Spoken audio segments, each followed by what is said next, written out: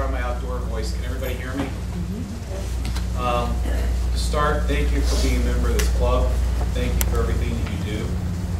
And I want to challenge everybody here. I can remember in 2010, we had something like 300 active club members. We can get there again for next year. It's kind of a sleepy year this year, but we can grow. But the other thing I want to ask everybody to do, the Democrats in Annapolis, in my opinion, and I've been there close to 11 years now, this was the worst year I've seen. And the reason is, as time goes, there are fewer and fewer moderate and centrist Democrats. What we're left with is the hard left, the progressives. They can't have enough government, they can't have enough spending. And the street that you live on, you might pick every house in the street and say, well, Ralph's a Republican and Gary's a Democrat, whatever. But I guarantee you, if you take some of the stuff we tell you tonight, and you watch the news stories, and you talk to some of your neighbors about this stuff, I don't care what their party registration is. You don't have to make it about party. You can make it sensational, and you can make it so that they want to help us in 2014. And the first example I'm going to give you, I'm going to go a little off the beaten track, is this morning we talked to the Chamber of Commerce, and they're not all Republicans. I can speak a little more freely here. The Federal Bureau of Investigation just identified, and I know Joel knows about this, just identified in Baltimore City that the prisoners in a violent gang have taken over the prison. The prisoners were impregnating prison guards. They were buying BMWs and Mercedes so the prison guards could get to work. God knows what else they were doing. Now, this wasn't found by a legislative audit. This wasn't found by a state agency. This was found by the Federal Bureau of Investigation. This is disgusting. And this is a reflection of what our governor and his appointees have done with our prison system. There's no excuse for it. I can't think of a more embarrassing thing to open a newspaper and read about what I read about the FBI found was going on. And I think it's just the tip of the iceberg. That should discuss Democrats who pay taxes. We're paying for these prison guards to be told what to do by violent prisoners. That's vile. We shouldn't have that in state government. You can use that. I'd love to hear your liberal neighbor tell you you're wrong. They can't defend it. Since 2007, this governor and this legislature, and we voted against all these, Change Maryland's identified 30 tax and fee increases, 30, to the tune of about $3 billion annually.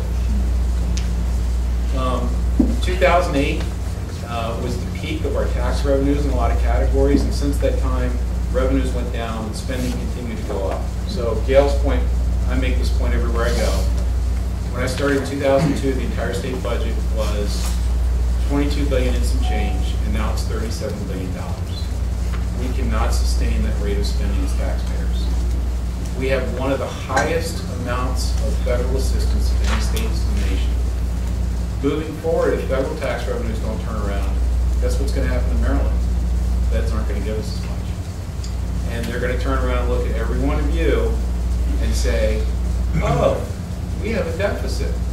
We're spending too much money. We need to raise your taxes. A couple of examples we kind of talked about. The gas tax, when it's fully implemented by 2018, 88% increase in what you pay for gas taxes. And it's indexed. It won't stop. 88% increase.